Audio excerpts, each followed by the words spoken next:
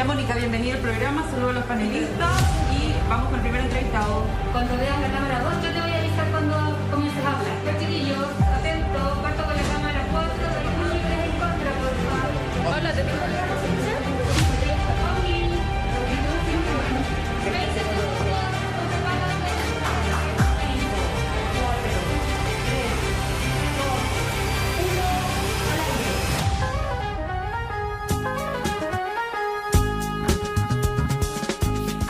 Muy buenas noches, son las 10 de la noche y aquí estamos en esta nueva edición de Pauta Libre para hacer el análisis con tres mujeres súper poderosas. Tenemos a la jefa del equipo político de Gabriel Boric, la doctora Isquia Siches. Tenemos a la presidenta de la Convención Constitucional con nosotros, Elisa Loncón. Y vamos a tener también con nosotros aquí en el estudio a la senadora recién electa, Alejandra Sepúlveda. Esto podría ser Bad Girls, ¿no? Porque vamos a romper todos los récords de audiencia esta noche con todas estas mujeres que a 13 días de la elección presidencial más importante van a estar con nosotros y con mi compañera Yasna Levin. Buenas noches, Yasna. ¿Cómo estás, Mónica? Buenas noches. Un refresco de mujeres hoy día, después de ver ese club de Toby que estábamos viendo un poquito antes del programa, los Bad Boys dirigidos por Parisi. Ya lo vamos a comentar.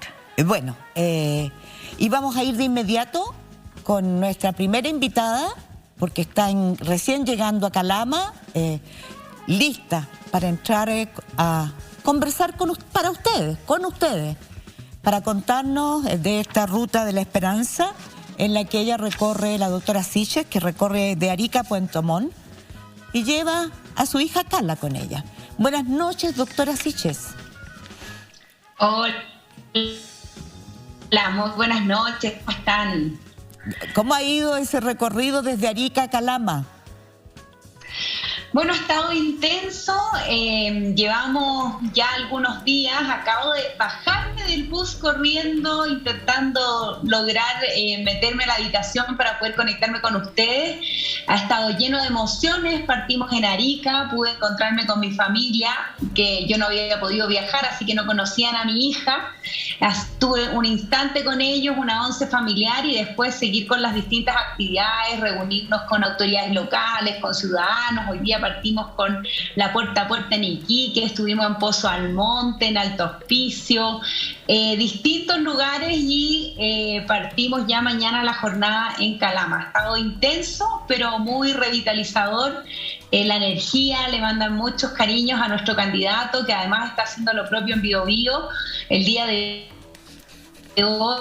Y también a tantos comandos que se han desplegado, como se han ido alineando los actos, y hay mucha energía positiva en esta campaña llena de esperanza. Doctora Siches, nos gustaría mostrar algo a nuestra audiencia, a todas y todos que están escuchándola hoy día, porque usted el día jueves 25 de noviembre dio un paso muy, muy importante. Dejó la presidencia del Colegio Médico para incorporarse al comando de Gabriel Boric. Un paso que marcó un hito, porque usted se había dicho que quería estar, cuando le ofrecieron la candidatura presidencial incluso, que quería estar en el Colegio Médico. Quiero que veamos todos el video en el que usted hizo un emotivo discurso, en el que hizo llorar a muchos, parece, por lo que se leyó en las redes sociales. Por favor, nuestro equipo, ¿podría darnos ese video precioso? He visto en los ojos de mi hija la ilusión por el futuro. He visto en su rostro que Chile merece menos división y menos agresividad. Escucho a personas que quieren llevarnos a la polarización, que quieren despertar el odio. Me revelo a ese futuro.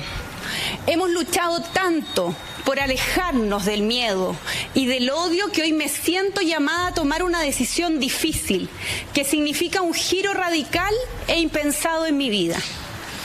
Quiero agradecer la presencia de mi mesa directiva nacional, la mesa del Colegio Médico de Chile, a quienes he comunicado mi renuncia.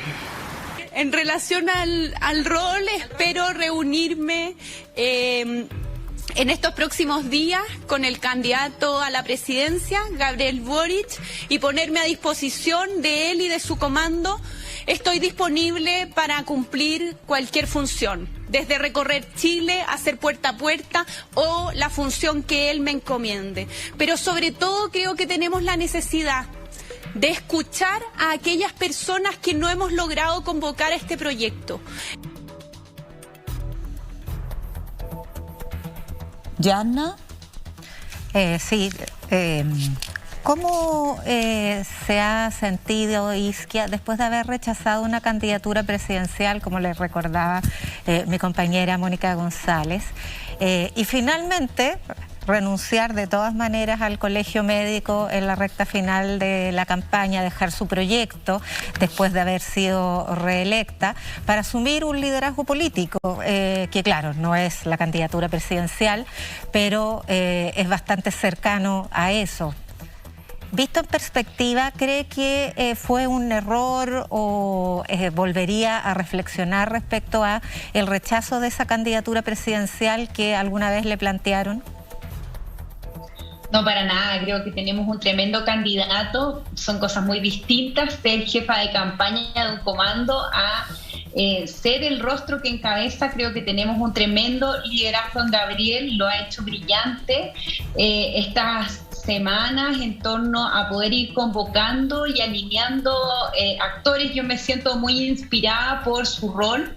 Eso me hizo dar un paso al frente en este desafío y me recuerdo ese día y todavía me emociono porque no era para nada fácil. Este es un terreno bien escabroso, el de la política, y a los pocos días después de llegar me han tocado distintos ataques parlamentarios, presidentes de partidos políticos que han mentido, me han intentado dañar como persona, han inventado rumores sobre mí, sobre mi familia, cosas tan burdas como decir que el padre de mi hija es el hermano de Gabriel Boric, sin nada de pudor. Creo que en realidad la política requiere una oxigenación total, cambiar el ritmo, no tener más estas campañas de odio, pero sin duda me uno a este desafío. Lo he conversado con mis dos equipos, tanto del colegio médico, que me apoyaron en tomar esta decisión, como también mi familia, que se ve más involucrada que nunca en un espacio que siempre he intentado cautelar, que es no exponerlos.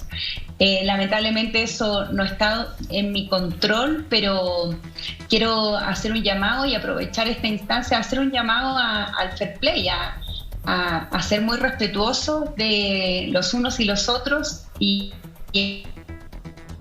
a que el que gane la presidencia de la República lo haga en torno a las ideas, al programa, al enfoque que le quiere plantear al país y no a estas batallas de mentiras que han ido circulando por las distintas redes sociales. Hoy día hubo una agresión en una manifestación que encabezó su candidato Gabriel Boric. Le lanzaron escupos, agua.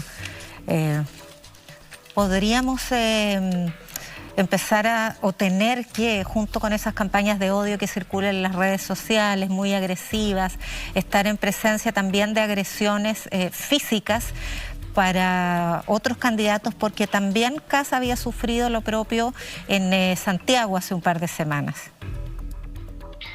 Sí, quiero aprovechar esta instancia a hacer un llamado en particular a los adherentes de Gabriel Boric a no caer en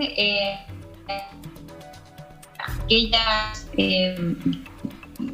problemas o agresiones al candidato presidencial del gobierno.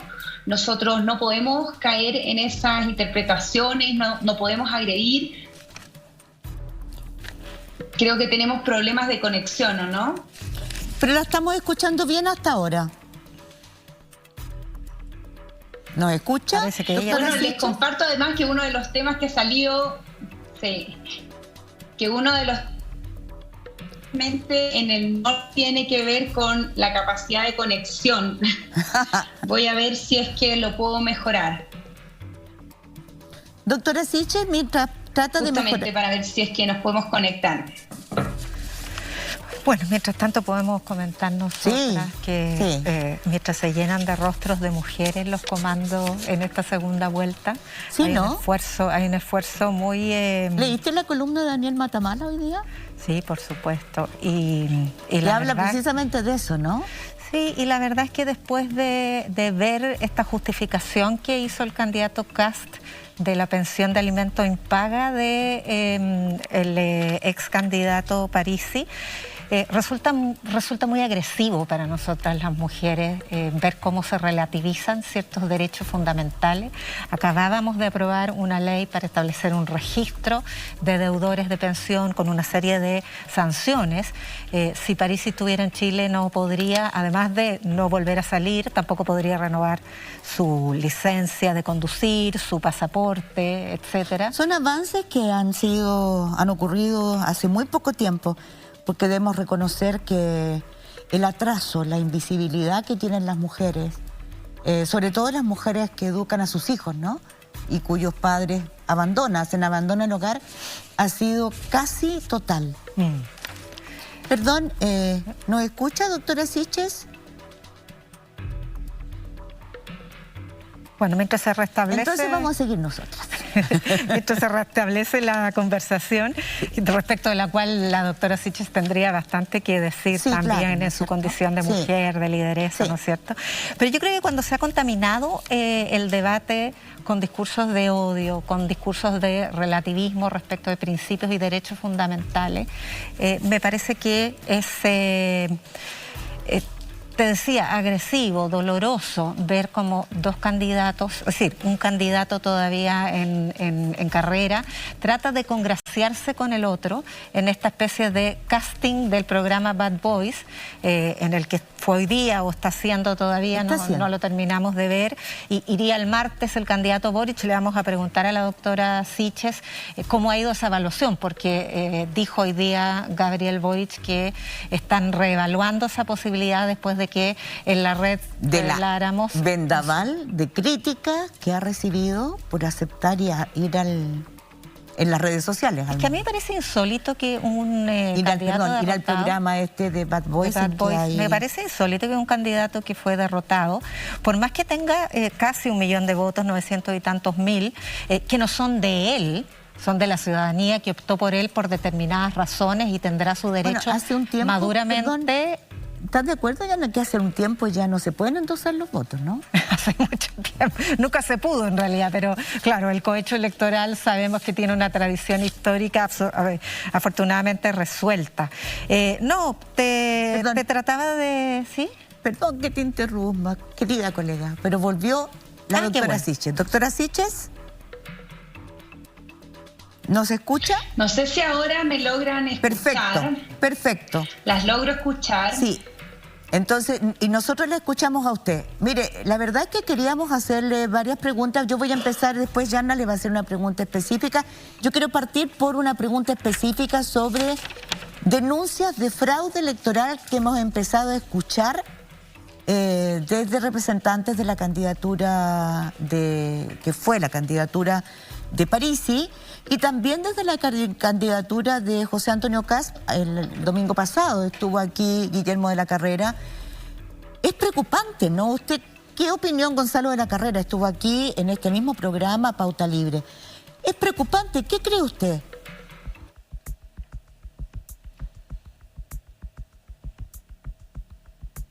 ¿No escucha? No.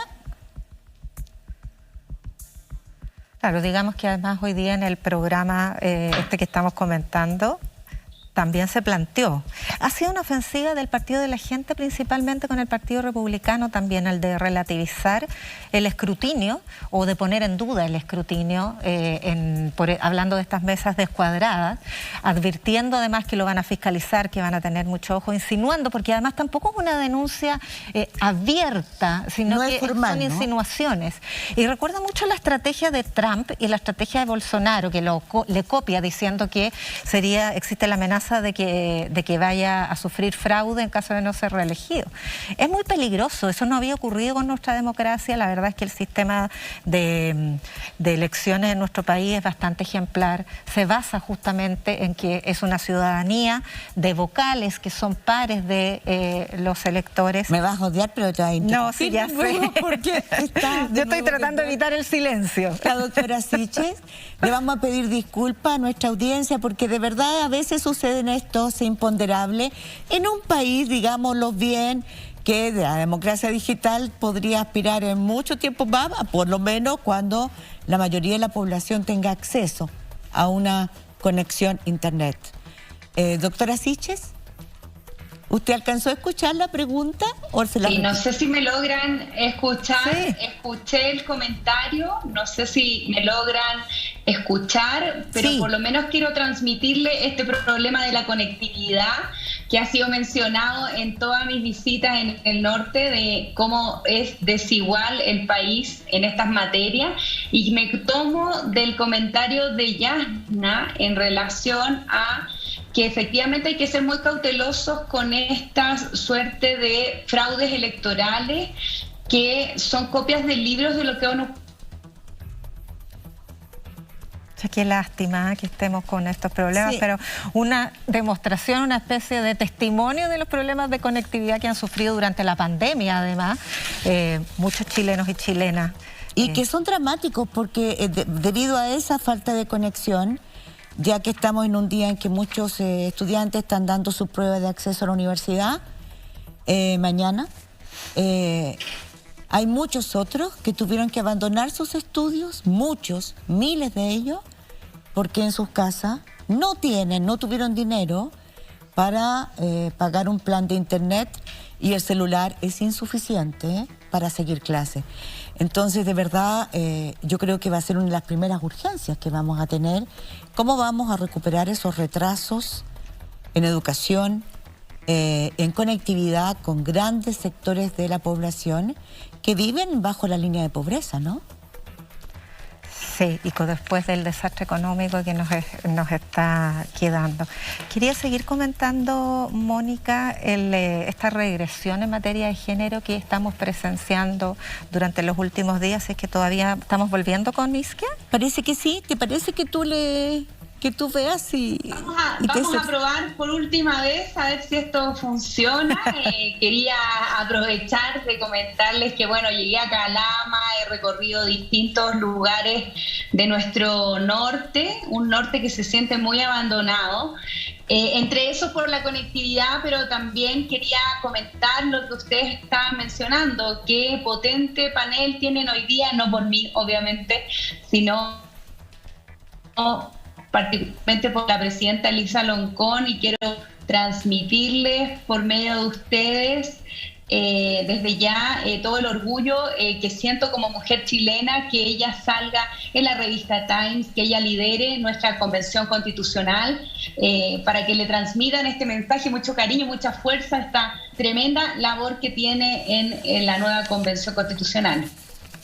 Bueno, le agradecemos mucho, doctora Siches, que en medio de todo este viaje ajetreado, llegando a Calama, se haya dado el tiempo, y lamentamos terriblemente, de verdad, lo lamentamos que no hayamos tenido una conexión que nos permita hacerle las preguntas que mi colega Yasna Levin y yo habíamos preparado hoy día, porque es importante a 13 días de la elección saber muchas cosas que estos días han aparecido, como por ejemplo el futuro de los campamentos, ya que está en Calama. Los futuros de los campamentos de los inmigrantes, que el jefe del comando de migraciones, del comando de Boris, Luis Eduardo Taller, anunció hoy día en el Mercurio que se comprometen a resolver el problema en no más de 6 meses. Y ese es un punto que va a haber que tocar porque es gravísimo en el norte. Doctora Siches, muchas gracias, que pueda descansar un poco y que siga en esa ruta de la esperanza en compañía de su hija Cala. Muchas gracias a ustedes, que les vaya muy bien. Muchas gracias. Y a ustedes les vamos a pedir que nos esperen un momentito, porque vamos a tener aquí, después de estos consejos comerciales, que nos permiten hacer pauta libre con libertad editorial, aunque la Corte de Apelaciones no lo entienda así, que resistimos presiones, y después vamos a hablar de aquello. Vamos a tener con nosotros a la presidenta de la Convención Constitucional, Elisa Loncón. Y eso para nosotras es un motivo de gran alegría, porque estamos en un momento muy importante de la Convención. Ya volvemos.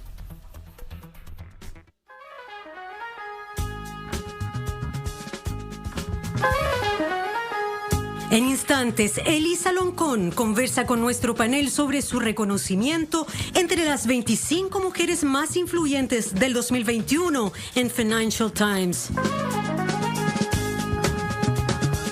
Es Falabella.com.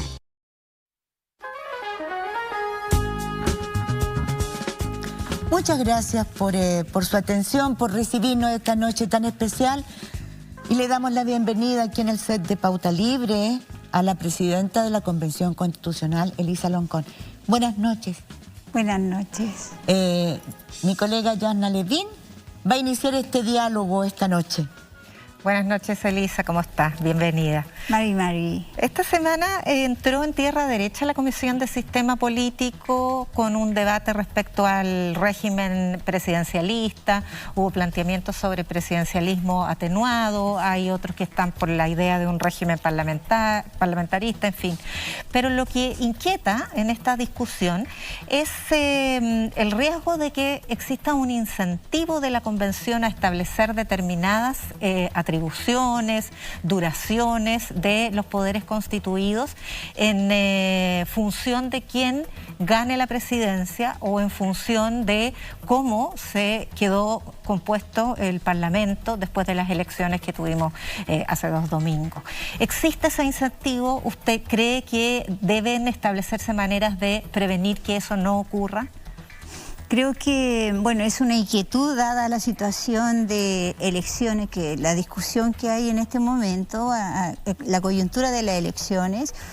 Sin embargo, a la Convención le corresponde pensar más allá de las elecciones. Estamos pensando en una nueva Constitución que se va a instalar por décadas.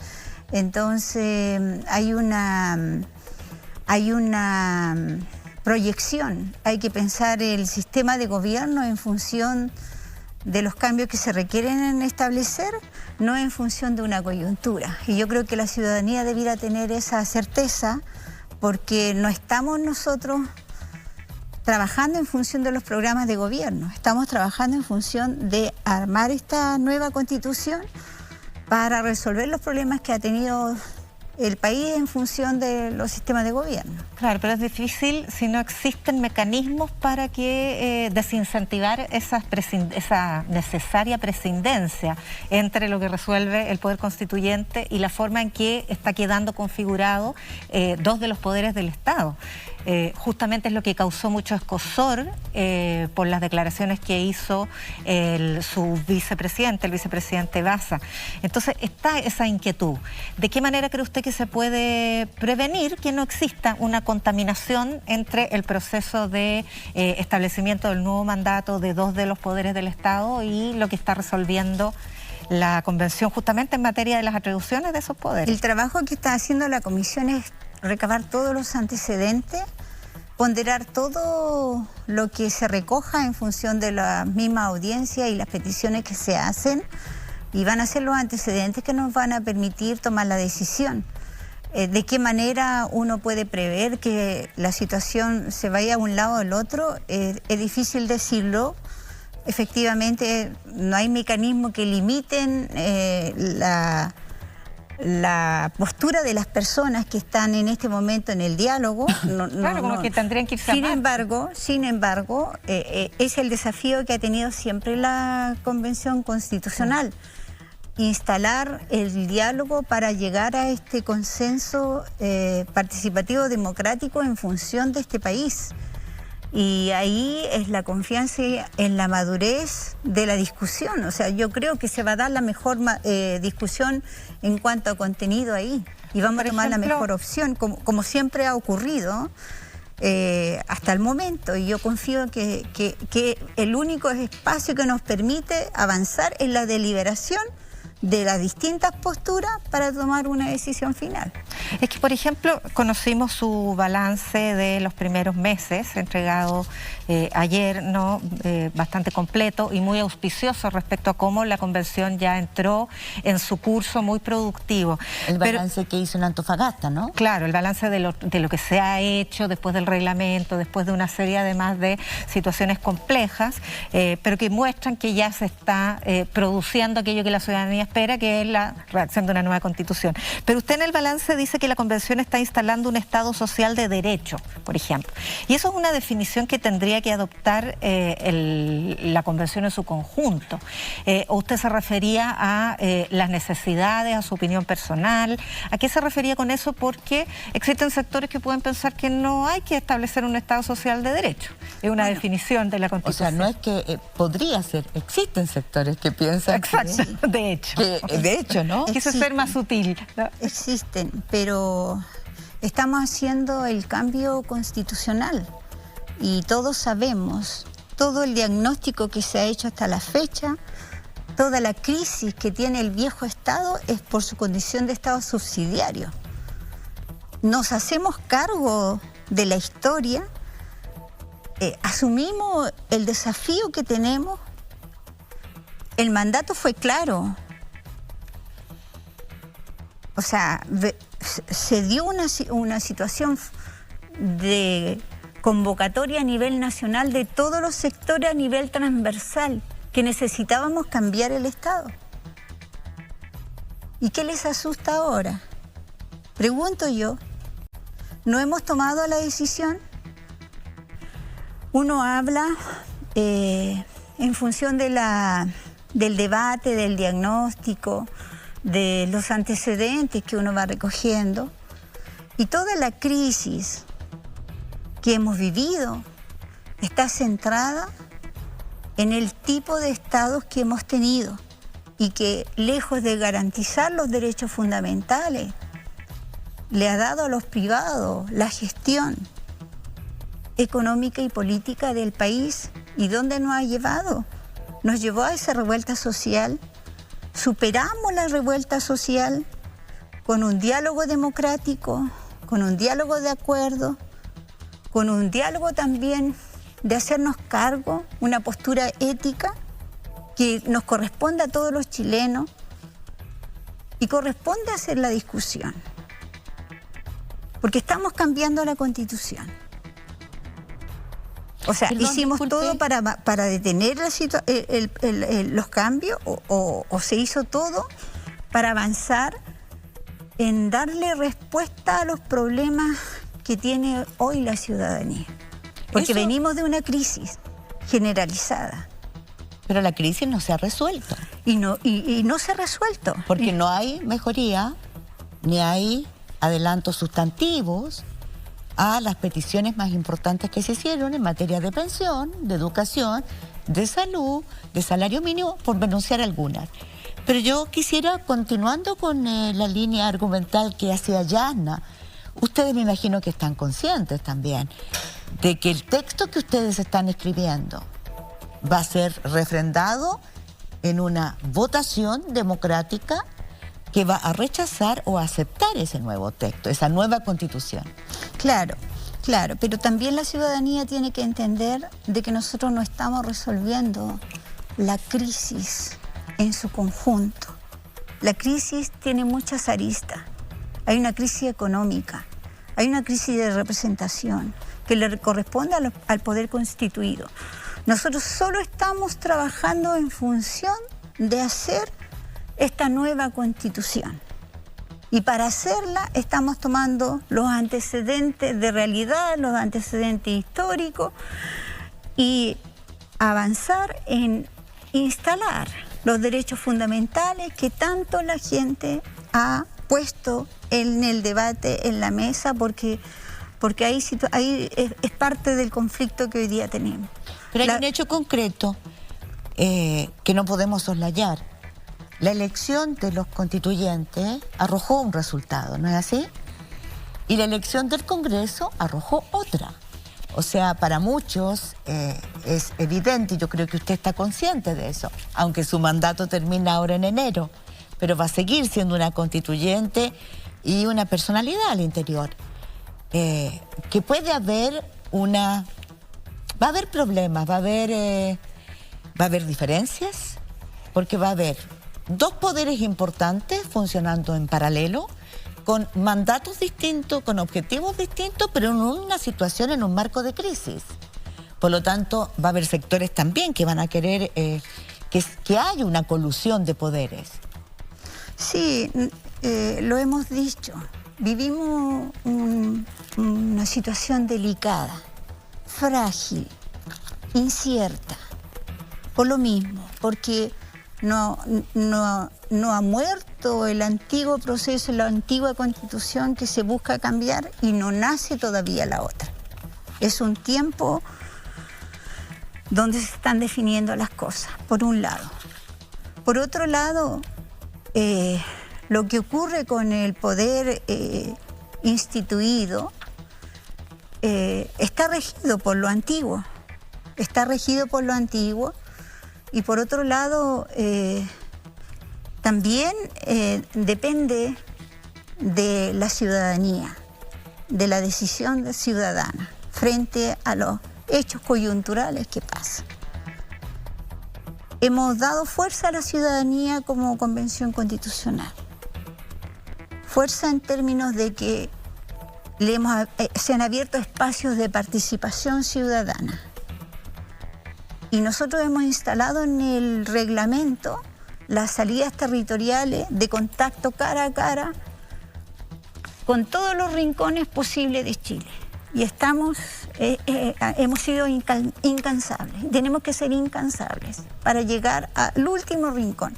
Es un poco lo que también yo voy haciendo durante todo este tiempo que tengo y lo que me queda.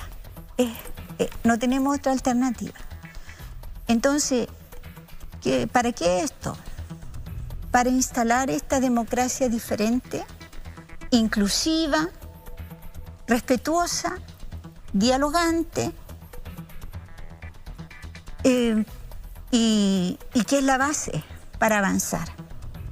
O sea, necesitamos hablar cara a cara, necesitamos incluir, necesitamos respetar el diálogo. Porque esta gran pregunta de fondo que tú me haces tiene que ver con ese diálogo profundo que tenemos que hacer.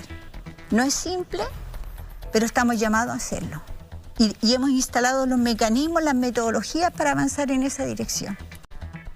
Es como decir, escuchamos el mensaje de la gente, en el sentido de que después del resultado de la primera vuelta, obviamente se produjo un giro de clima ciudadano respecto del resultado de la elección de los constituyentes. En ella hubo un predominio de sensibilidades de izquierda, de sensibilidades de transformación. Luego la irrupción de Kast más bien muestra una irrupción de necesidades de orden, de certidumbre, ¿no? Entonces, ¿escucharon el mensaje? ¿Sabe por qué se lo pregunto? Me llamó la atención una columna de Patricio Fernández, que todos los domingos él hace como un recuento de lo que se ha hecho en la convención, también el convencional Fernández, y dice: no pocos han asumido que la alta votación de las candidaturas reaccionarias tienen como una de sus explicaciones los excesos discursivos y performáticos de la convención. ¿Usted concuerda con eso? Lo que pasa es que en la convención hay diferencias discursivas. Están todas las diferencias instaladas en la convención. Y siempre han estado. Nosotros instalamos la participación ciudadana desde que llegamos a la convención. La pusimos en los reglamentos. Antes de este periodo electoral nosotros ya estábamos con la discusión. Nosotros cuando llegamos dijimos: aquí se hace una democracia inclusiva, y por eso incluimos todos los sectores políticos en una mesa ampliada de vicepresidencia. Y tomamos la decisión con todas. Nos criticaron, porque bueno, para estas voces irruptivas, y para algunos estaba bien, para otros estaba mal, pero ¿cuál es el camino que hemos trazado? Es incorporar por ambos lados y poder avanzar, sin marginar. Entonces, cuando decimos, escuchamos, yo creo que eso le queda bien a un candidato, los candidatos les queda bien ese discurso, porque nosotros no estamos con el discurso de la coyuntura, sí estamos pensando con la tarea que tenemos que hacer. Una constitución es mucho más que un proceso electoral, y eso lo tenemos que tener muy claro. Y claro, vamos a tener opiniones con Patricio Fernández donde dice, escuchamos, me parece muy bien que los más, otras voces hagan esta autoevaluación, porque uno siempre lo está haciendo, cada uno lo está haciendo, me parece perfecto, pero la Constitución como órgano, la Convención Constitucional como órgano, instaló la participación ciudadana desde el primer momento. Instaló una democracia inclusiva desde el primer momento. Eso es lo que la ciudadanía tiene que tener muy claro. Sí, pero también desde el principio hubo hechos que han perturbado, ¿no?, el funcionamiento. Hubo hechos al principio que perturbaron el inicio del trabajo de la Constitución, pero después ha habido hechos que han perturbado la imagen esta incólume que había de los constituyentes y del trabajo de la nueva Constitución, de la escritura, de este trabajo que va a ser histórico. ¿Tiene alguna autocrítica usted? Yo tengo autocrítica, como lo puede tener cualquier ciudadano y cualquier persona que tiene una tarea mucho más importante. Y en esa autocrítica miro el tema de la comunicación. Porque no nacimos nosotros con un órgano que llevara el sistema internamente, la comunicación interna hacia afuera, desde la convención hacia afuera. No lo tuvimos, o sea, toda la ciudadanía sabe cómo empezamos. Nosotros, la dirección, que estaba formada por la presidenta y vicepresidenta, empezamos a tomar las decisiones para generar las condiciones para garantizar participación de todo, los reglamentos, o sea, lo más básico empezamos. Y hasta ahora recién estamos instalando un equipo de comunicación más formal, que tenga una política desde la convención para que pueda comunicar, porque mucho de lo que tú nos dices es que empezaron bien, lo hicieron mal. ¿Sabes lo que yo veo desde el trabajo, incluso desde la comunicación y desde el lenguaje? Cómo un sector político manipuló el lenguaje nuestro hasta transformarlo en una realidad. Y eso sí que hizo muy mal. ¿Nos podrían dar un ejemplo? Sí, cuando dijeron que íbamos a cambiar la bandera, el himno nacional, o sea, o cuando asumieron de manera tan negativa que se expresaran las diversidades de lengua. O sea, encuentro hasta una estrechez conceptual de que se invalide la presencia de la diversidad, cuando en realidad la riqueza la conformamos desde las diversidades. Siempre ha sido así. Entonces se fueron instalando mentiras y manipulando el lenguaje hasta lenguaje hasta tan básico como, no sé, porque éramos flojos. Y hasta último, hasta se dijo que éramos borrachos. Entonces, por supuesto que una persona que no se informa más allá, dice, bueno, lo están haciendo muy mal porque son borrachos.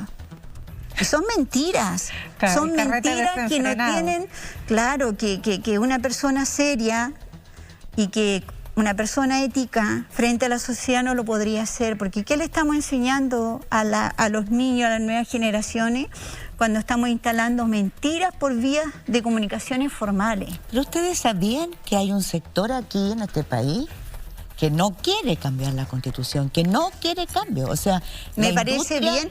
La industria de noticias falsas es un hecho. Me parece bien que existan diferencias. No me asustan las diferencias. Lo que me parece mal son las mentiras, la falta de ética, porque eso está dañando no solamente en este momento a quienes estamos tomando decisiones respecto a este proceso tan importante para Chile, sino que a las generaciones que vienen. Y después se van a quejar que los niños, no sé, pues, porque se le está dando muy malos ejemplos a las generaciones que están mirando esto. Así no se avanza y así no se trabaja.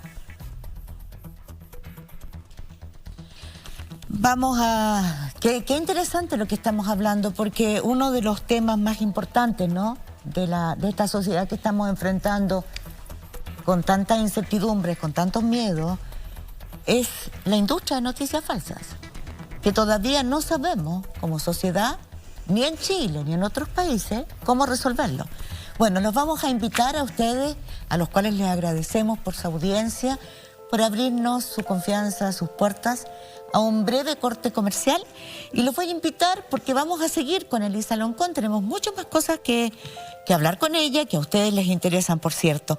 Los quiero invitar a ver una pequeña cápsula, un pequeño corte de la Universidad Academia de Humanismo Cristiano. Líder.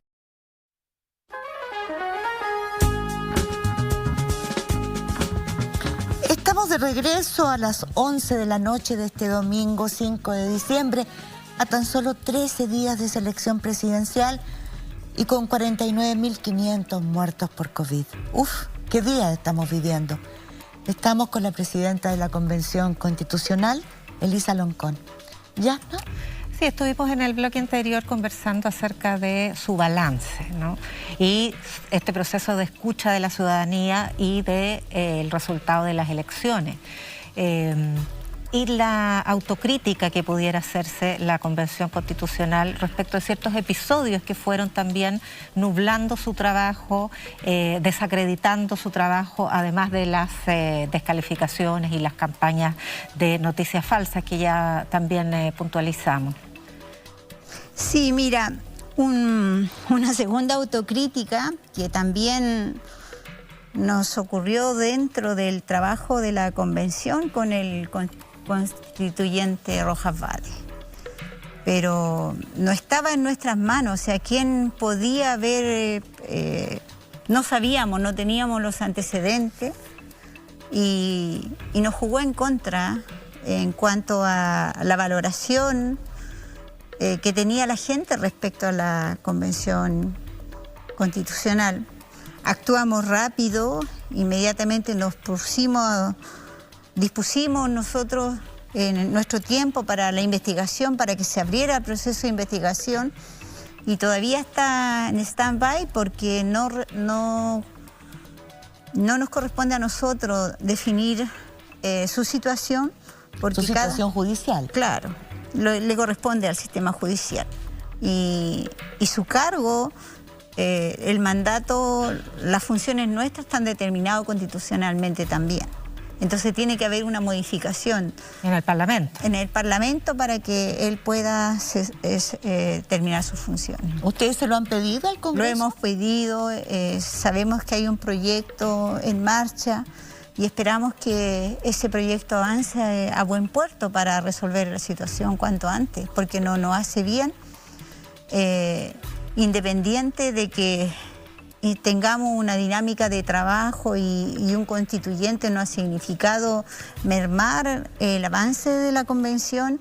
Es un pendiente que esperamos se pueda resolver cuanto antes, porque no hace bien estar en esa situación. Ahora, estos episodios se han conjugado con una campaña comunicacional en contra de la Convención que además está identificada. Hay el trabajo de demoscopía electrónica de la Universidad Católica de Valparaíso, incluso denominó su seguimiento de cruce de bases de datos, de qué cuentas han viralizado más las denostaciones a la Convención y a su propia persona, Elisa, y le denominó el odiómetro, porque de verdad la cantidad de expresiones de odio que fluyen a partir, particularmente de la cuenta del señor Melnik, Sergio Melnik, exministro de Pinochet, pero que además se viraliza a partir de 8.000 cuentas que identificaron entre el cruce de los partidarios del rechazo en redes sociales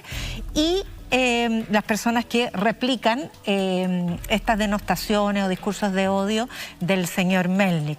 ¿Usted cómo ha recibido eso? ¿Qué impacto cree que ha tenido? Bueno, primero agradecer a la Universidad Católica de Valparaíso porque fue un convenio que hicimos para que se investigaran los discursos de odio y ataques sobre todo a las mujeres convencionales.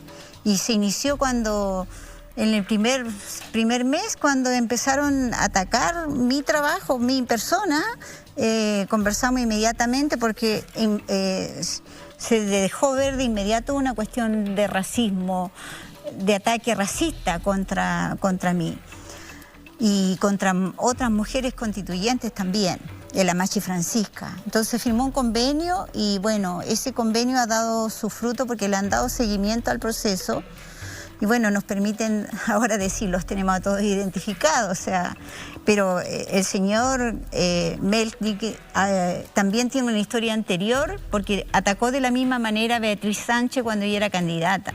Algo tiene contra las mujeres, al parecer. Y bueno, yo voy a dejar pronto mi función y vamos a estar atentos a qué va a pasar con las otras personas, mujeres que asuman los cargos directivos de la convención. ¿Y qué dicen los convencionales y las convencionales que son afines a las ideas de Melnik respecto de estos antecedentes? ¿Los han analizado con ellos? ¿Los han puesto a su disposición? Son pocos sororas porque se suman a atacar de la misma manera a las otras mujeres. Lamentablemente hemos sido atacadas también por mujeres poco sororas que no tienen ninguna visión en términos de defender lo femenino.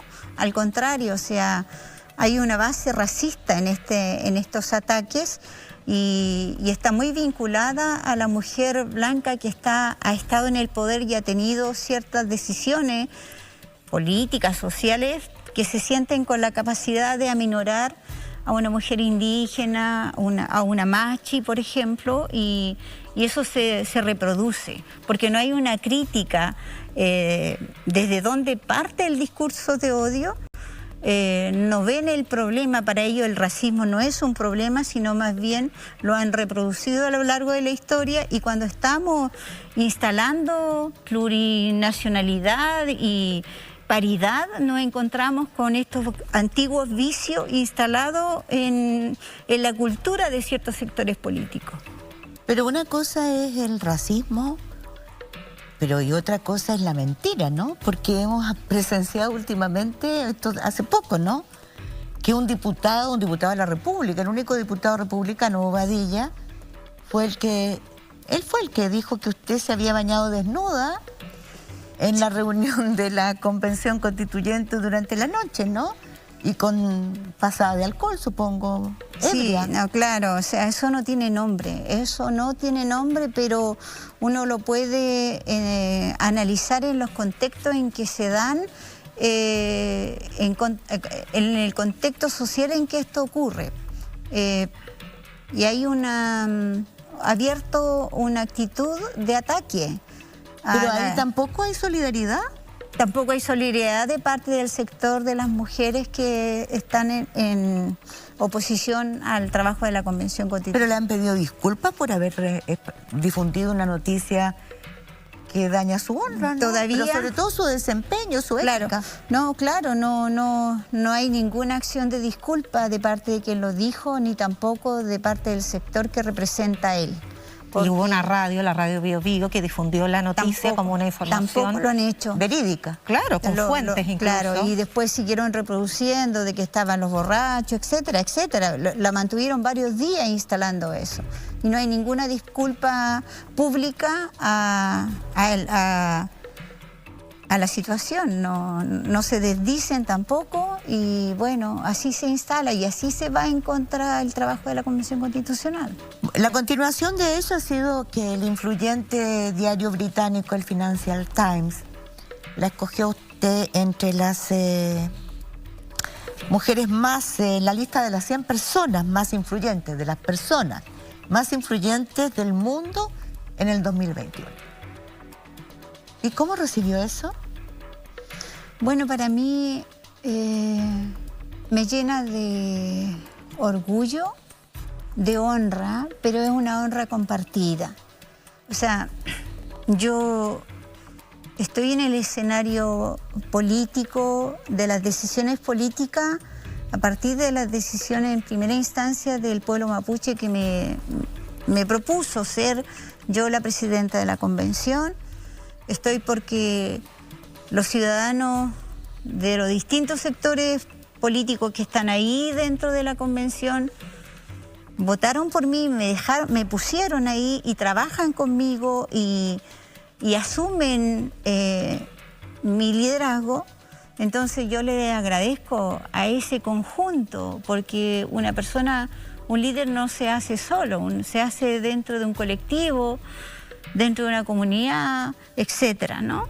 Entonces me honra, pero es una honra para la Convención Constitucional, porque es la única convención constitucional que se está haciendo con paridad, que está siendo al mismo tiempo siendo observada a nivel mundial como una gran posibilidad que tiene Chile, y se valora lo que nosotros estamos haciendo desde diferentes latitudes.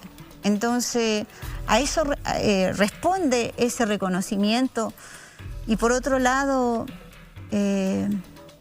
yo tengo una formación también distinta por el hecho de venir de una cultura colectiva, comunitaria, donde las decisiones son horizontales, y eso es lo que a mí me ha encaminado poder liderar este proceso tan complejo, con posiciones tan distintas, pero que nos permita avanzar y resolver estos conflictos que se dan y que se entrecruzan y que podrían ser, cortar la posibilidad de avanzar, ¿no? Porque si tú no tienes cómo atender a estos discursos de odio, a estos mentiras, te podrían detener el proceso, porque lo hacen con esa dirección para instalar miedo, para instalar problemas.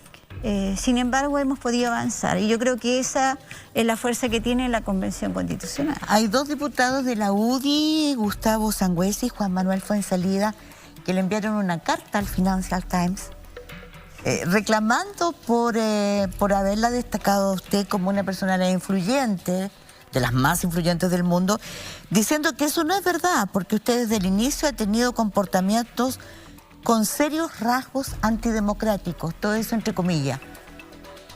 Es un chiste de mal gusto, ¿no? No le corresponde a ellos, o sea... Me imagino que la revista va a cambiar su línea editorial con esa carta, ¿no? Seguro. Sí. No, pero yo no había escuchado esos serios rasgos. Sí, que uno sea morena, pómulos altos. Antidemocráticos.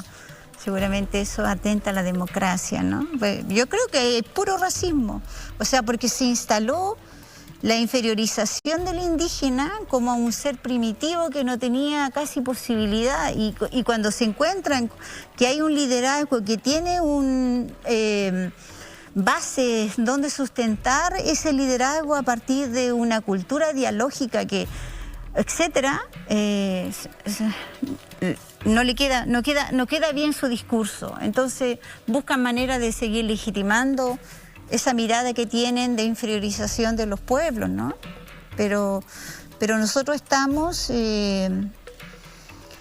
no estoy sola, estamos muchas mujeres, hay muchos territorios detrás de nosotros, mucha historia detrás de nosotros, hay mucho liderazgo, mucha sabiduría, y vamos a romper con esta visión tan estrecha que se tiene de los liderazgos femeninos.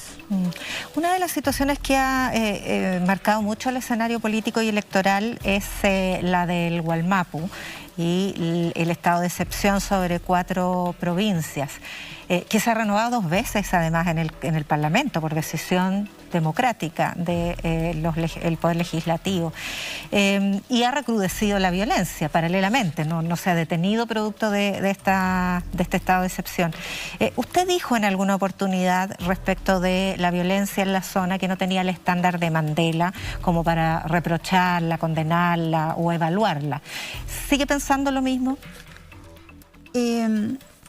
Respeto mucho a Mandela. Creo que es un gran líder. Enseñó mucho sobre la democracia, y sacrificó toda su vida para eso. Y yo humildemente me siento en esa figura por humildad. Sostuve ese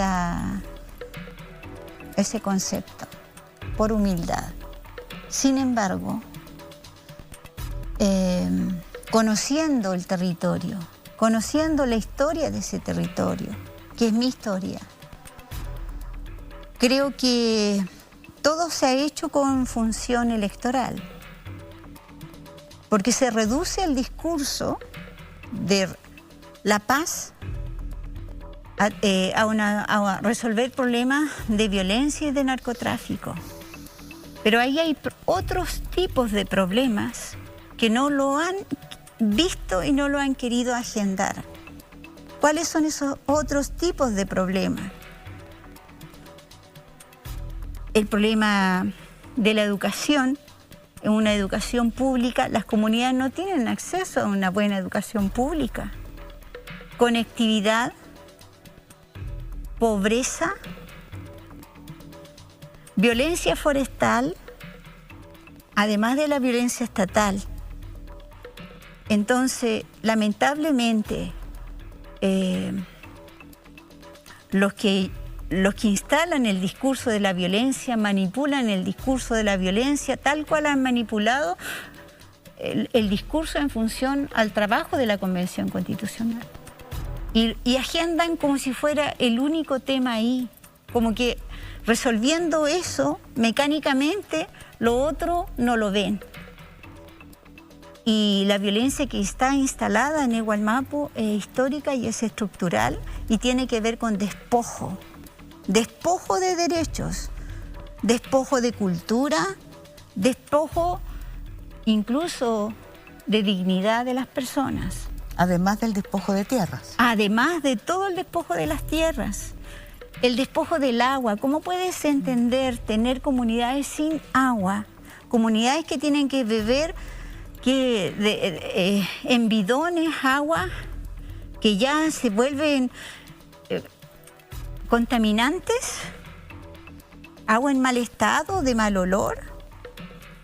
Entonces, hablemos de violencia y hablemos de toda la violencia. Y si ponemos el ejemplo de Mandela, ahí había la violencia racial. Cuando se aplica la violencia racial, se aminora el otro en su condición, por cuanto no se le garantizan sus derechos fundamentales. Y la larga historia de Mandela fue contra el colonialismo, fue contra los blancos que tomaron la decisión por toda la población de color. ¿Y qué tenemos nosotros en Egualmapu? La misma situación, otros decidiendo por nosotros. Cuando las naciones originarias tienen derechos, y esos derechos están reconocidos a nivel internacional. Y si hablamos de derechos y si hablamos de nueva constitución, los derechos fundamentales de los seres humanos son el estándar que nosotros tenemos que respetar para la nueva constitución.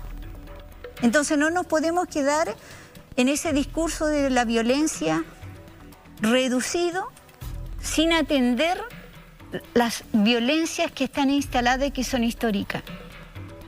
Me corresponde a mí hablar de toda la violencia y no me voy a quedar agendada en una violencia que ellos quieren que yo aborde, porque lo hacen con una propuesta, lo hacen en una dirección de campaña política. Es su agenda política, no es la agenda de la convención, porque las violencias son múltiples. Pero es la agenda del país, Elisa Loncón, porque yo creo que... La agenda de la convención es la agenda del país. El país está con la violencia en el centro. Es un tema apasionante, el cual tiene varias aristas. Es que el país tiene que entender, el país lo sabe. Yo anduve en Antofagasta y me encontré en las mismas situaciones de violencia. Los programas de gobierno de cierto sector dicen vamos a atacar la violencia en narcotráfico.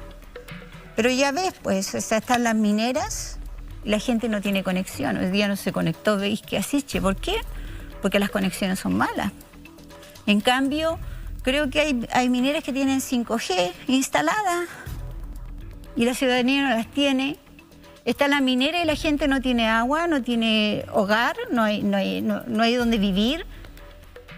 Hay polución, la gente se está muriendo por cáncer, dado a toda la polución que producen las mineras. Eso es violencia.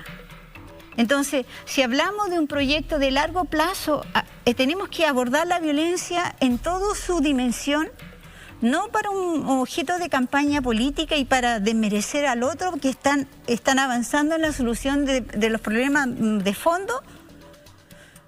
Y eso es lo que nos ha correspondido a nosotros abordar. Que la gente entienda que la violencia no es esas dos cosas, son todas las violencias que nos están... Lo que genera ciertas violencias y otras, ¿no? Pero este es el tema que viene y el tema que va a estar más allá de la elección presidencial, porque requiere urgente solución, pero la gente no puede, nuestros ciudadanos no pueden seguir viviendo así, atemorizados. Elisa Loncón, muchas gracias. Le agradecemos su tiempo, su confianza, le deseamos éxito en el tiempo que le queda como presidenta. Y bueno, muchas gracias por haber atendido las demandas de nuestra audiencia, que seguramente requiere saber qué va a pasar hacia adelante con la Convención Constituyente. Ustedes esperen un momentito porque volvemos nuevamente con un interesante análisis de una de las senadoras que logró la mayor votación, si no me equivoco, fue la primera mayoría en su zona y en algo más, Alejandra Sepúlveda. Muchas gracias también a ustedes por la invitación. En instantes, Alejandra Sepúlveda conversa en estudio con nuestro panel sobre el rechazo del cuarto retiro, el término del IFE y más. Piedra, Santa Isabel te conviene.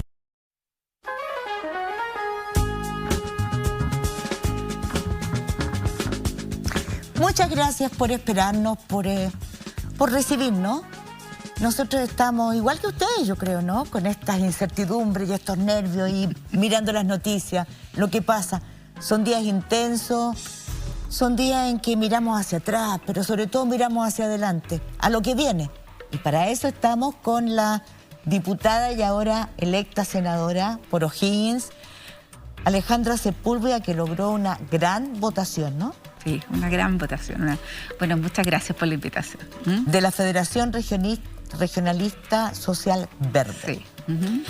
Yo quisiera preguntarle, porque hoy día, no sé, supongo que habrá terminado Yasna, ¿habrá terminado? ¿El Bad Boys? ¿El Club de Toby? ¿El Club de Toby, los Bad Boys? No sé. Bueno, pero hoy día el Club de Toby mejor, ¿no, Yasna? El Club de Toby.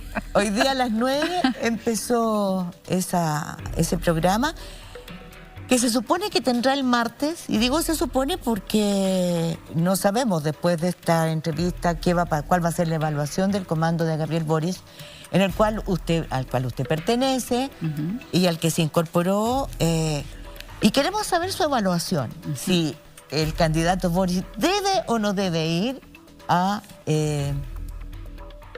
esa reunión con Parisi, en el que ha sido tan criticada, con argumentos de que fundamentalmente es como ir a mendigar, ¿no? Ir al pasamanos y validar una opción que ha tenido muchas críticas por lo no democrático, en el sentido que el candidato no pisó el país, está con una deuda por pensión alimenticia y por los métodos que utiliza. Bueno, primero agradecerle a las dos la invitación, ¿no? Al canal, al programa, porque para nosotros es muy importante el poder comunicar, ¿no? Lo que está ocurriendo. Estuvieron con Isquia también. Y nosotros pensamos, fíjate... Estuvimos, pero sí, la verdad es que casi no estuvimos. Se complicó, ¿no? Bueno, Antofagasta y la red... Hicimos el intento. El internet, ¿no? Sí. Después el internet rural, peor todavía. Mira, yo creo que está en evaluación, efectivamente, en evaluación, pero... Perdón, o sea, el comando no ha... No, todavía no hay una definición propiamente tal de ir o no. Pero yo concuerdo con ustedes en esto. Yo creo que la visión de algunos, ¿no es cierto?, es que no es conveniente que exista, pero porque además por las condiciones, ¿no?, de lo que demuestra el candidato, de lo que es el candidato, pero además porque los votos no se endosan, ¿no? Los votos no se endosan. Entonces, ¿cómo uno reconoce cuál es el discurso que captó esto? O reconoce la problemática que fue capaz de captar el candidato Parisi. Y cómo uno puede, de alguna manera, ¿no es cierto?, tratar de traducir eso y buscar la fórmula de cómo, no sé si la palabra es conquistar, pero sí atraer o convencer con convicción lo que plantea nuestro candidato y los votantes de Parisi hoy día. Yo creo que más bien es cómo uno hace ese enlace, ¿no? Hoy día estuve en la feria en Rancagua y me dijeron, diputada, yo voté por Parisi. Y hoy día voy a votar por Gabriel Boric. Yo tengo muchos amigos, además, en sectores rurales que también hicieron lo mismo y que hoy día van a votar, ¿no es cierto?, por Gabriel Boric. Yo creo que un importante número de personas, ¿no es cierto?, van a votar por Gabriel, porque es un votante que no es de derecha propiamente tal. No es un votante, es un votante molesto, es un votante que ha sido atraído más bien por la elocuencia de un candidato, una elocuencia... Que habla contra la corrupción. Que habla contra la corrupción, que habla contra los abusos, que habla contra las cosas que complican a las personas, que habla con lo que dijo Elisa Loncón aquí, ¿no? Y que además le hace sentido a las personas que viven cotidianamente esos abusos. Y yo creo que a eso es lo que hoy día tenemos que apuntar, ¿ah? Quizás no al emisor, ¿no?, sino a aquel que fue capaz de escuchar y de transmitir y vivir esos problemas cotidianamente. Usted ha tocado el tema de género, justamente a partir de la candidatura fallida, pero parece que con un impacto bastante sobrevalorado de Parisi por este casting que pretende hacer en su programa, ¿no? Pero hemos asistido a situaciones que no imaginábamos hace un mes, yo creo, que es relativizar o justificar o pensar que se puede llegar a un arreglo después de que un tribunal de familia ha establecido una deuda en pensión de alimentos. Y lo ha hecho un candidato que tuvo un gran desempeño electoral y hay que hacerse cargo como país de ese desempeño electoral a partir de una figura que en relación a los temas de género es tremendamente regresivo. Desde su condición de lideresa como diputada, como una de las parlamentarias que además va a integrar el futuro Senado, ¿cómo piensan abordar eso? ¿O piensa que es más bien transitorio este retroceso que habla además del género, de la perspectiva de género, de las políticas de género como una ideología de género malévola y perversa? Y estoy citando textualmente a Juan Antonio Caz. José Antonio. Mira, Primero decir que uno no puede creer que a esta altura del siglo, ¿no?, y de la evolución que ha tenido la humanidad y que ha tenido además, ¿no es cierto?, la sociedad chilena, hoy día tengamos este retroceso que es brutal. Y uno lo ve, fíjate, no solo en este candidato presidencial, sino lo ve en el conglomerado que él representa. Entonces no es una casualidad. No es un dicho, no es algo que haya salido un abrupto, ¿no es cierto?, en un minuto, no. Yo creo que esto pertenece a la estructura, ¿no es cierto?, de este nuevo partido. Y su representante lo dice naturalmente, porque piensa así. Piensa así.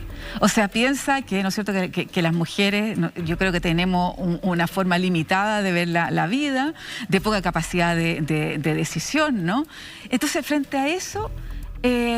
yo no me explico y yo creo que hay que plantearlo permanentemente, esta votación enorme que tuvo y nuestra misión, ¿no es cierto?, desde el otro lado, desde nuestra mirada, desde los avances que hemos tenido como mujeres, porque por Dios que nos ha costado, y lo decimos desde el Parlamento, por Dios que nos ha costado, Elisa Loncón aquí, que tuviéramos paridad en la constituyente, que nos ha costado tener ley de cuotas, que hoy día, antes teníamos permanentemente un 12% de mujeres en el Parlamento, y hoy día tenemos un poco más del 20%.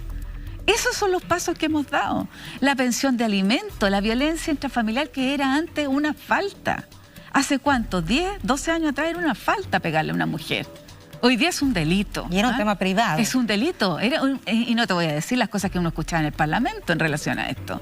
Entonces, esta forma, ¿no es cierto?, de hoy día ver la vida, de ver la sociedad, que nos ha costado muchísimo poder hacer entender, este retroceso es brutal, Yasna, es brutal. Y eso es lo que nosotros tenemos el deber hoy día, aquí y en todos los lugares que podamos, de decirlo.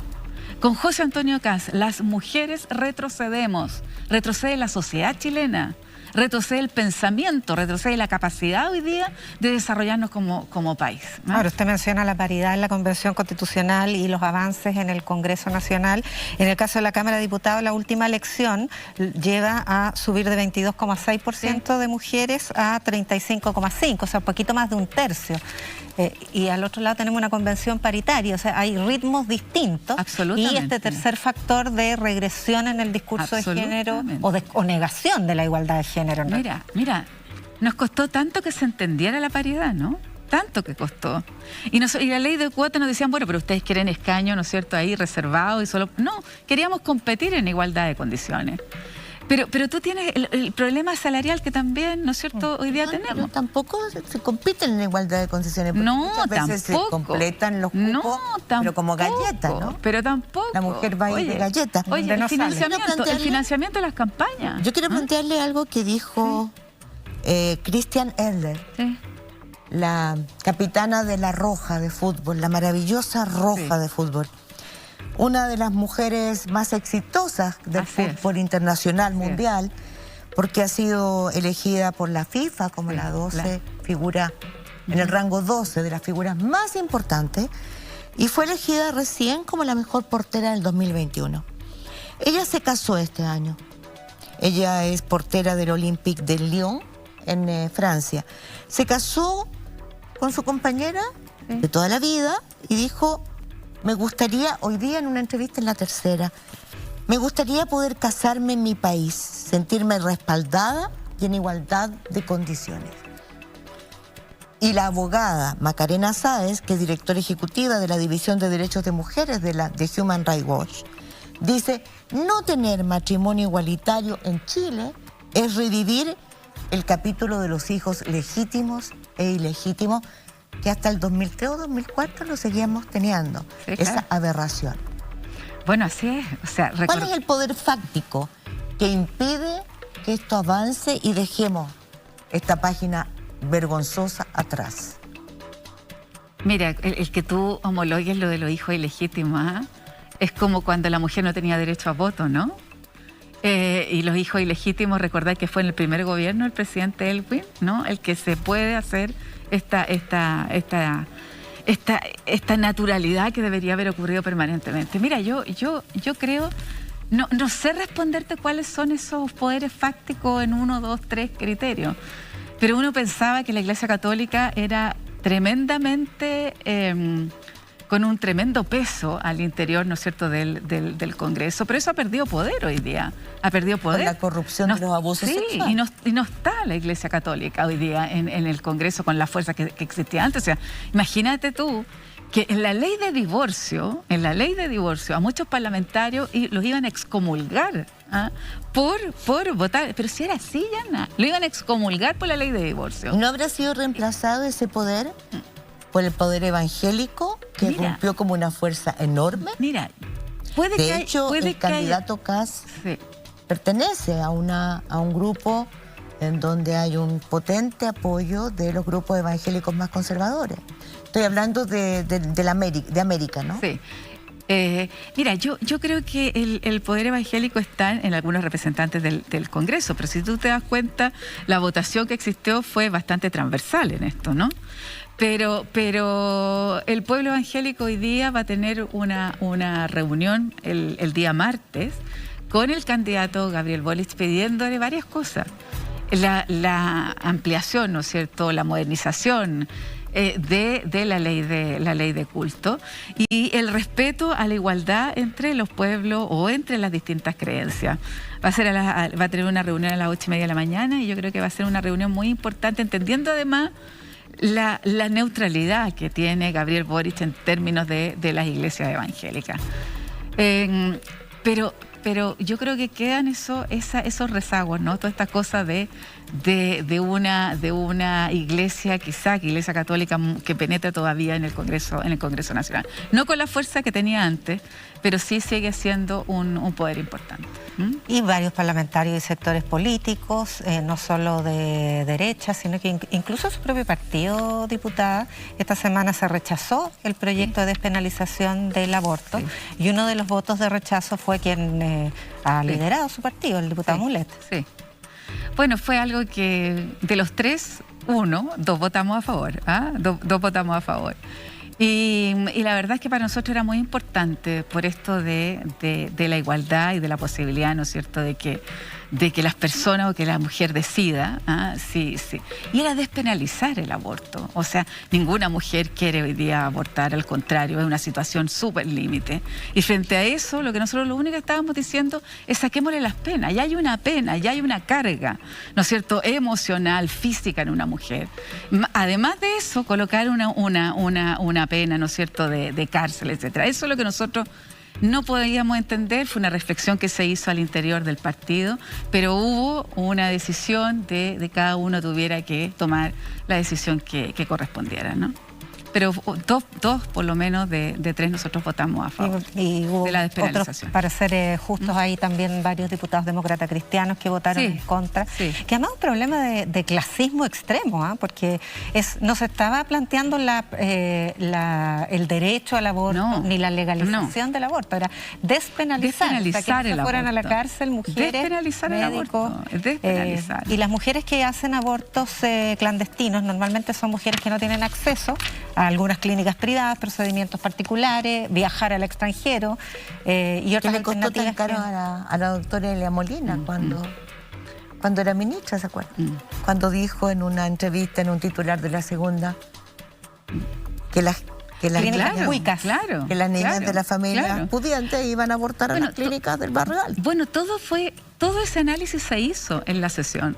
Todo ese análisis se hizo tanto en la comisión como en la sesión. Entonces lo que nosotros planteábamos era algo muy básico. Ninguna mujer quiere hacerse un aborto. Son situaciones absolutamente extremas, muy difíciles de sostener, sin ningún acompañamiento. Y por lo tanto aquí lo único que estamos diciendo es que además de la carga emocional, bueno, no incluyamos también estas penas, ¿no es cierto?, desde el punto de vista legal. Para nosotros era básico, pero algunas personas ahí no comparten ese criterio. El problema es que en el Parlamento, claro, hoy hay un esfuerzo del candidato Kast por remozar esa distancia de los temas de género. Le pide perdón a las mujeres por haber escrito en su programa de gobierno que quiere eliminar el Ministerio de la Mujer, o por discriminar en subsidios para mujeres solo casadas, en fin, retrocede. Sin embargo, él tiene una tradición de integrismo en la materia religiosa, además, como mencionaba Mónica, forma parte de una serie de coordinadoras internacionales. Vi el otro día un video de él hablando de esta ideología de género perversa y maléfica. Es que me llamaron la atención los términos, además por lo pueriles. En un encuentro, una cumbre transatlántica de la Red Política por los Valores, que fue en 2019. Pero en otras, en una declaración de México en que él planteaba que no debían reconocerse los dictámenes o fallos de la Corte Interamericana de Derechos Humanos cuando se metieran con asuntos de esta naturaleza, de esta ideología perversa. Entonces va a haber 15 diputados republicanos y un senador republicano en el Congreso. Usted va a compartir en el Senado con el senador Rojo y se va a enfrentar a esos discursos, a esos planteamientos. Existen y fueron elegidos democráticamente. Bueno, nosotros hemos enfrentado varias veces esos discursos. Lo que pasa es que hoy día van a ser mucho más masivos e institucionalizados, ¿no? Porque pertenecen a un partido político. Pero nosotros hemos tenido, yo recuerdo el discurso de José Antonio Kast en relación a esto. Entonces, por eso que uno plantea, no es que diga, no, ahora yo no quiero, retrocedo, ¿no es cierto?, con el Ministerio de la Mujer. Él piensa así. Él históricamente ha pensado así. Entonces hoy día este maquillaje, ¿no?, este maquillaje del candidato, decir algo además como el Ministerio de la Mujer. Pero el Ministerio de la Mujer es una cosa, pero ¿qué pasa con lo que transversalmente puede hacer en política, ¿no es cierto?, de salud, de desarrollo productivo, de vivienda, etcétera, ¿no es cierto?, en relación a nosotras las mujeres. Si eso es lo relevante hoy día, en lo que la ciudadanía tiene que sopesar, cuando se elige, ¿no es cierto?, a un candidato presidencial o cuando se vota con un candidato presidencial con estas características. El retroceso que podemos tener en nuestros derechos y el retroceso que podemos tener en términos de políticas públicas, ¿no? ¿Cuánto va a costar el que saque la pastilla el día después? ¿Cuánto va a costar en eso, en los servicios públicos? Bueno, ya en Estados Unidos están impulsando, ¿no es cierto?, en este momento los sectores más conservadores proceder en torno a la ley de aborto. Pero yo quiero llevarla a otra urgencia, que también es urgencia prioritaria. Se acaba de rechazar el cuarto retiro, la pandemia, lejos de acabarse, está retomando. Nosotros vemos que los muertos en Europa y la preocupación en Europa, la preocupación de la Organización Mundial de la Salud por las nuevas variantes y la resistencia que presentan frente a las vacunas es grandísima. O sea, tenemos que prepararnos. El cuarto retiro y los retiros de las platas de la AFP no son políticas públicas. Han sido, nosotros no son políticas hemos públicas, financiado, y hay que decirlo con todas sus letras, son los chilenos. Cuando uno ve los aportes de los gobiernos, Chile está muy bajo. Los aportes de los gobiernos, incluso del continente, Chile está muy bajo porque los retiros son ahorros nuestros. O sea, nosotros hemos financiado la crisis. Y el IFE, ¿qué va a pasar con eso? Hasta diciembre, pero todos estamos mirando, o sea, sabemos que hay el veranito que viene y estamos mirándolo con esperanza, pero todos sabemos que la pandemia no ha terminado. ¿Están preparados? Usted está en el comando. ¿Están preparados para esa política de emergencia, para que los ciudadanos en Chile no sigan pagando con sus ahorros y no sigan enflaqueciendo sus jubilaciones, ya que se van a terminar la AFP, han dicho, si ustedes ganan?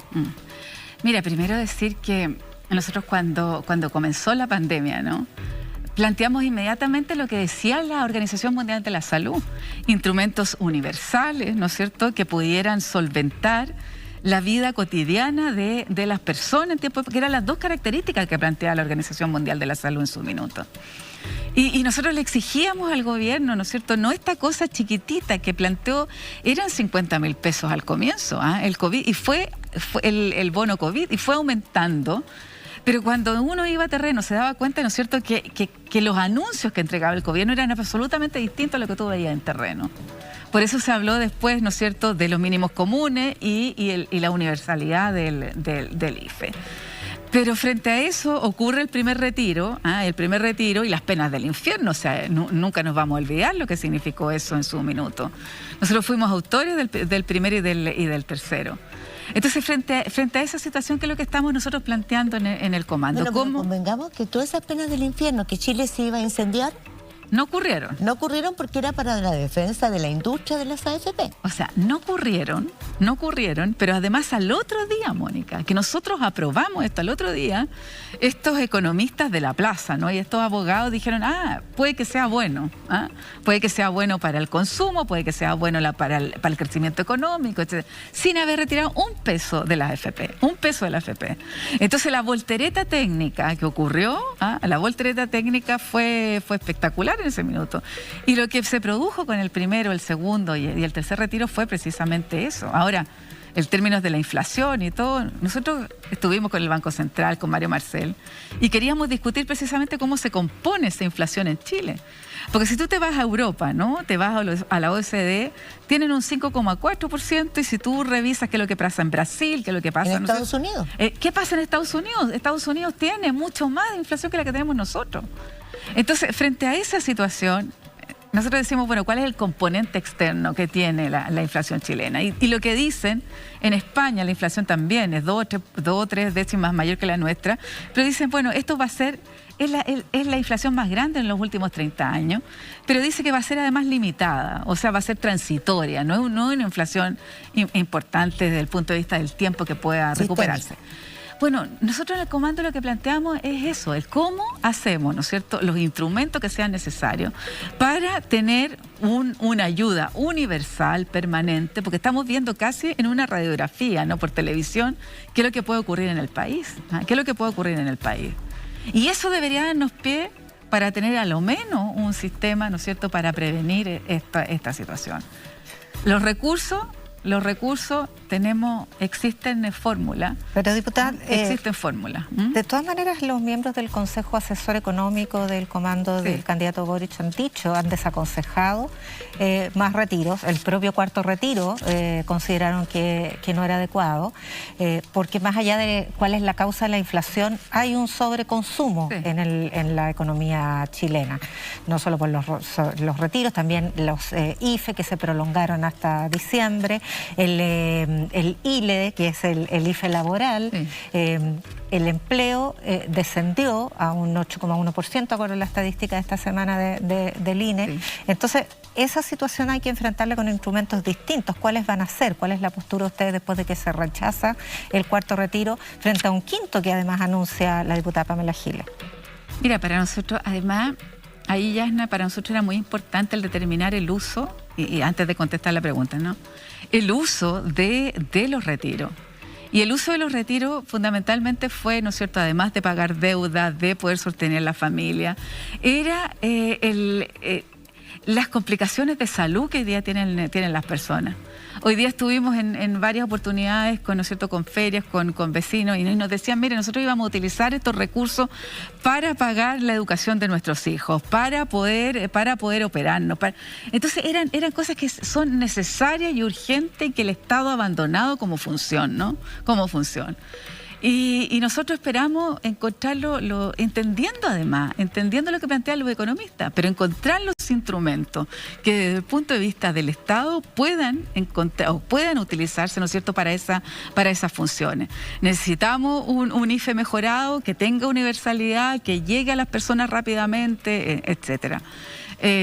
Porque entendemos además que no puede ser desde los fondos de las pensiones, ¿no es cierto?, sacar los recursos. Pero también entendemos la urgencia, también entendemos las complicaciones que hoy día tienen la familia, y por eso nosotros hemos votado permanentemente también en favor de los retiros. Porque además, hoy día la derecha que tenemos, que se escuda, ¿no es cierto?, en las pensiones, mejorar las pensiones, uno se pregunta por qué no están entregando, por ejemplo, discusión inmediata a la ley corta de pensiones, que es un maquillaje, ¿no es cierto?, que no es lo que nosotros quisiéramos, pero esa ley de corta de pensiones podríamos perfectamente tener entre un 15 a un 20% de aumento de las pensiones hoy día. Cero aporte del Estado necesitaríamos, solo una modificación en el cálculo. Entonces, nuestra preocupación es, hoy día necesitamos pensiones mejores, sí, y la podemos, no con la reestructuración que queremos hacer, ¿no es cierto?, en el gobierno de Gabriel, sino hacerlo ahora a través de esta ley corta, pero el gobierno tampoco quiere realizar, ¿no es cierto?, estas modificaciones que para nosotros deberían ser urgentes. O sea, para la gente son urgentes. Claro, para las personas. Quiero plantear, para las personas. También es urgente lo que está viviendo el periodismo en Chile y en el continente. El ataque al periodismo de los gobiernos autoritarios es brutal. Sí. Se asesina, se amenaza. En México están amenazados de muerte los periodistas que investigan las fosas clandestinas, como Marcela Turati, y no los perpetradores de los asesinatos de esas fosas, donde hay cientos de inmigrantes y de mismos mexicanos asesinados entre la policía en concomitancia con el crimen organizado. Pero en Chile también. En Chile se monitoreó al periodista de la red Mauricio Weibel desde la DINE, un escándalo al que no se le ha dado la importancia, pero también hubo una llamada de la jefa de gabinete del presidente Piñera al dueño de este canal, Ángel González, para reclamarle por la línea editorial después de una entrevista que se hizo a Hernández Norambuena, el exfrentista, quien está condenado por el asesinato de Jaime Guzmán.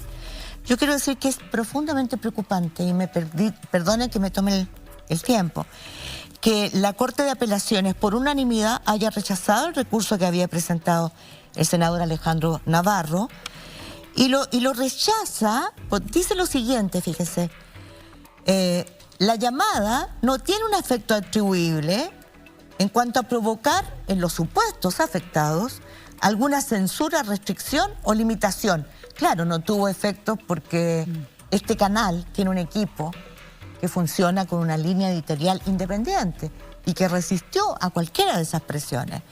Pero también dice el fallo que el llamado de Díaz al dueño, o sea, jamás se desconoció, al dueño del canal no se puede calificar de ilegal al no constituir una acción de relevancia para ser calificada ni de censura previa, ni de discriminación, ni de persecución contra los emisores de información pública y masiva, todo esto entre comillas, y tampoco como una conducta arbitraria, puesto que consistió en el hecho simple y material de emitir una opinión a título particular, al cual, en dicho carácter, la recurrida tiene derecho. Es decir, ustedes, la Corte de Apelaciones de Santiago, avala que una persona que es jefa de gabinete del presidente de la República, es decir, el poder más importante de la República, llame al dueño de un canal para reclamarle por la línea editorial. Bueno, por aquí se empieza. Después siguen con amenazas. Por eso es importantísimo poner un muro de contención sobre este tipo de cosas. Es gravísimo esto, es gravísimo. Porque uno dice, imagínate si la justicia, los tribunales están de alguna manera, ¿no es cierto?, avalando esto a través de... O sea, cualquiera hoy día, ¿no es cierto?, un jefe de gabinete, un jefe de un ministro y todo, va a poder llamar y decir esta línea editorial no me gusta, etcétera. Y puede en ese minuto, ¿no es cierto?, no ser un canal que tenga la consistencia que se tiene hoy día aquí y cambiar esa línea editorial o modificar alguna cosa. Y eso, ¿no es cierto?, hoy día lo único que hace es disminuir y flaquear y complicar algo que tan importante como es la libertad de expresión y la democracia, ¿no? Y el sustento de la democracia, que es un pilar fundamental, sin duda, es la libertad de expresión. Bueno, lamentamos profundamente. Terrible. Lamentamos profundamente. No, me sumo a tus palabras que voy a agregar. Pero es una lucha que los periodistas vamos a seguir dando. Esto es y que han dado siempre. Y que han dado siempre. No, es que yo discrepo. No son los periodistas y las periodistas. Son algunos periodistas y algunas periodistas que hemos dado esa lucha desde mucho tiempo. Así es. Pero no es todos. Sí. Así como en el Congreso no le han dado ninguna relevancia a un hecho gravísimo. Bueno, muchas gracias. Muchas gracias a ti, a las dos. Muchas gracias. Muchas gracias. En nombre de la audiencia de Pauta Libre, de este Pauta Libre a pocos días de la elección presidencial, le agradecemos que se haya dado el tiempo. Sabemos que está en el comando con una actividad muy agitada. Nos ha dado varias noticias, como por ejemplo que no está en duda o por lo menos que no, o sea, claro que está en duda la participación de Gabriel Boric en esta, ¿cómo se llama? ¿Ya en el Club de Toby? Bad Boys. Con Parisi.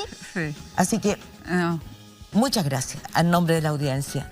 Y a ustedes les damos las gracias, como siempre, por abrirnos sus puertas, su confianza, por darnos la audiencia que nos permite a nosotros hacer con convicción un Pauta Libre todos los domingos, sobre todo en estos tiempos de incertidumbre.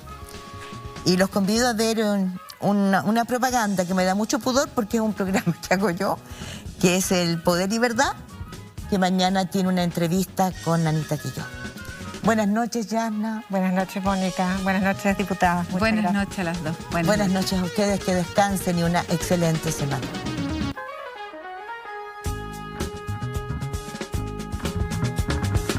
Este lunes, en Poder y Verdad. Tomo posición porque creo que al fascismo no le podemos dar ni un milímetro. Creo que es muy peligroso que pase José Antonio Kast. Yo no le deseo a nadie la pena de muerte, ni le deseo la tortura a nadie, ni a mi peor enemigo, porque no somos como ellos. Hoy llegó la hora de alinearse, de tomar posición y de votar contra la extrema derecha. No podemos repetir la historia. Poder y Verdad, este lunes, 21 horas. La Red. Cambiemos juntos.